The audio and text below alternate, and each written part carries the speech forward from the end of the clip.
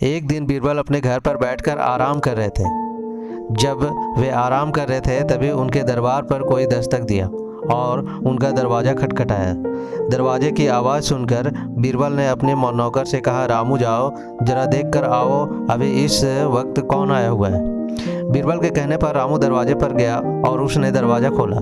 दरवाज़ा खोलते ही रामू ने देखा कि दो लोग सामने खड़े थे। उसमें से एक ने कहा, क्या राजा बीरबल अंदर हैं? जी हाँ, अंदर हैं और वे अभी आराम कर रहे हैं, तुम जाओ बाद में आना। नहीं नहीं, हम अभी यहाँ से नहीं जाएंगे।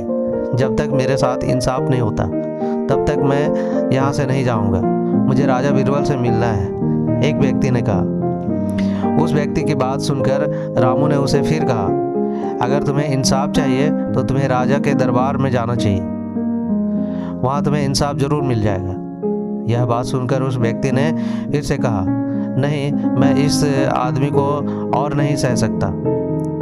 इसने मेरे साथ बेईमानी की है। मैं अभी के अभी इंसाफ चाहता हूँ और मैं चाहता हूँ कि मेरे पैसे वापस किए जाएं। फिर तभी पीछे से बीरबल ने रामू को आवाज़ लगाई, रामू कौन आया है? मालिक, दो लोग खड़े हुए हैं और वे कह रहे हैं इन्हें इंसाफ चाहिए। यह बात सुनकर बीरबल ने उन दोनों को अंदर आने को कहा।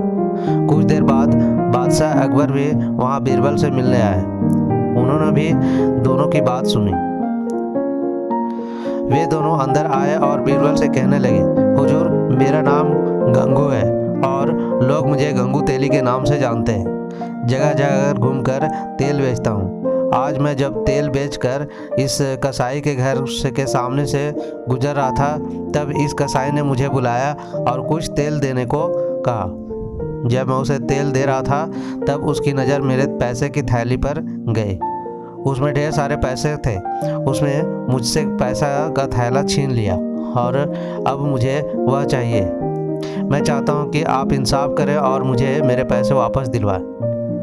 वहीं दूसरे आदमी ने कहा, यहाँ पर मेरा नाम सलीम है और मैं एक कसाई हूँ। यह जो व्यक्ति है वह बिल्कुल झूठ वो कह रहा है। सच मैं आपको बताता हूँ। दरअसल हुआ यूँ कि मैं अपने कसाई घर में था कि तभी वह गूंगा तेली मेरे पास आया और मुझसे कहने लगा कि सुबह से इसकी बिक्री नहीं हुई है। मुझसे बार बार तेल खरीदने का आग्रह करते रहा। वह मुझसे बार बार विनती करने लगा तो मैं इनका थोड़ा सा तेल खरीद लिया। जब मैं इसे पैसे देने लगा तो इसकी नज़र मेरे पैसों की थैली पर गई और वह मुझसे वह पैसे छीन लिए। मैं चाहता हूँ कि मेरे पैसे वापस कराएं और इंसाफ दिलाएं।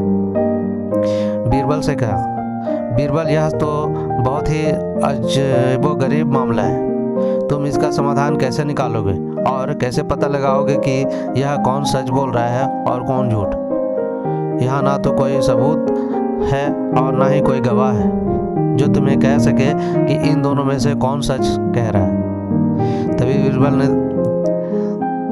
बादशाह अकबर से कहा, जी नहीं हुजूर, यहाँ एक गवाह है।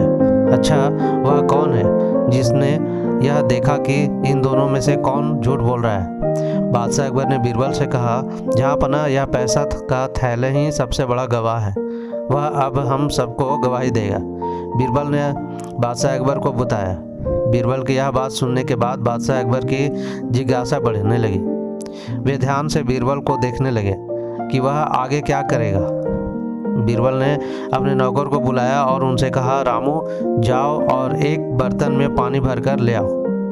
रामू रसोई घर में गया और एक बर्तन में पानी भरकर ले आया। अब बीरबल ने पैसों की थैली को उन दोनों से मांगा। इसके बाद बीरबल ने उस थैले से कुछ सिक्के निकाले और उन सिक्कों को पानी में डाल दिया। कुछ देर बाद बीरबल ने कहा, जहाँ पना मैं कह रहा था कि पैसों की थैली ही गवाह देगा, और देखिए इसने बहुत अच्छे से गवाह दी। यह गंगू तेली का सच कह रहा था।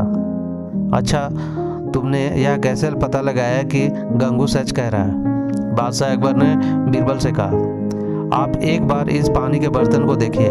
पानी के ऊपर तेल आ गया और यह तेल सिक्कों में लगा हुआ था। इसका मतलब यह है कि वह सिक्के तेली के थे जो दिन भर तेल बेचता था और सिक्के को इकट्ठा करते वक्त उसके सिक्कों में तेल लग जाता था।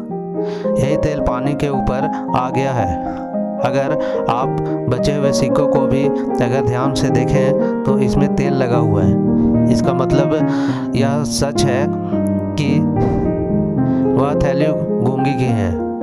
बीरबल की यह बात सुनकर बादशाह अकबर खुश हुए और उन्होंने बीरबल से कहा, वाह बीरबल वाह, तुमने आज फिर से अपने दिमाग का इस्तेमाल कर इस छोटी सी परेशानी को चुटकियों में हल कर दिया। जिसके बाद बादशाह अकबर ने उस कसाई को 1 महीने का कारागार में रहने की सज़ा दी और उसे गूंगे तेली को पैसा वापस दिलाया।